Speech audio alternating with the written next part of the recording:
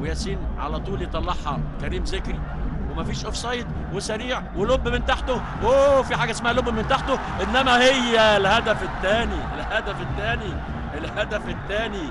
إيريك ولا كوفي؟ هنشوف الهدف الثاني في غفله وفي احسن لحظات. ده إيريك بيكوي الهدف الثاني.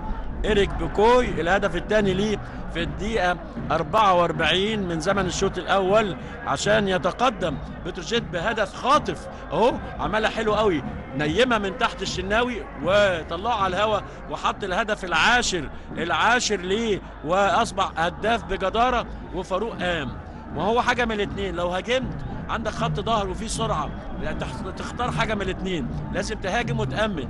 فاروق الاندفاع الهجومي كلفه تمريره عشوائيه الصراحه لبوكوي، ووليد اصلان وسامح حسن كانوا مندفعين فين معرفش، وسرعه